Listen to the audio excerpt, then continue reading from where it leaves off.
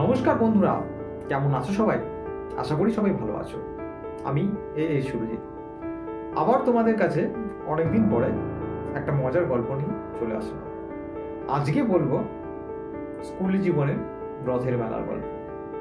হ্যাঁ, আমাদের যে স্কুলে পড়তাম তার সামনেই রথের মেলা বসতো।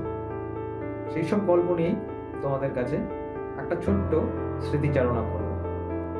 আমার এই ভিডিওটি রথের মেলার 2025 সালে হরিণাবী স্পোর্টিং ক্লাব এটার আয়োজন করেছিল। যেহেতু আমি রাত্রের দিকে যেতে পারি না ভিড়ের কারণে, তাই আমি গিয়েছিলাম দিনের বেলায়। মেলার সঙ্গে অনেক স্মৃতি জড়িয়ে থাকে। 2025-এ দাঁড়িয়ে মেলার ভাব, তার চিত্রটা অনেক পাল্টে গেছে। আমরা যখন স্কুলে পড়তাম 2004-05 সালে, তখনকার মেলার সাথে এখনকার মেলার বিস্তর ফারাক। এখন যেমন মেলাটা হয়েছে একটা মাঠের মধ্যে সংঘবদ্ধভাবে, তখন মেলাটা হতো রাস্তার দুধারে। প্রচুর জিলেপির দোকান, চুড়ির দোকান, খেলনার দোকান, প্রচুর দোকান বসত। আর মাঠের মধ্যে হতো নাগরদোলা, নৌকো, টয় ট্রেন, এইসব জিনিসগুলো ছিল। বেশ মজা হতো স্কুল লাইফে। স্কুলের টিফিনে আমরা প্রচুর খেলা করতাম এই মাঠের মধ্যে।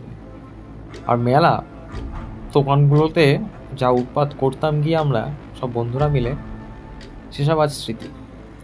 এখন মেলা হয়ে গেছে আর একটা কর্পোরেট। সেই জিলিপি, তেলে ভাজা, সেই গন্ধ, সেই স্বাদ সেরকম নেই। এখন হয়ে গেছে ভেলপুরি পাপড়ি চাটের যুগ। জিলিপির দোকানে এখন আর সেরকম লাইন নেই। আগে বসতো গোটা 5-7 জিলিপির দোকান, আর এখন জিলিপির দোকান মাত্র একটা। এই দেখতে দেখতে আমি চলে আসলাম ফুলের যেখানে দোকান নিয়ে বসছিল।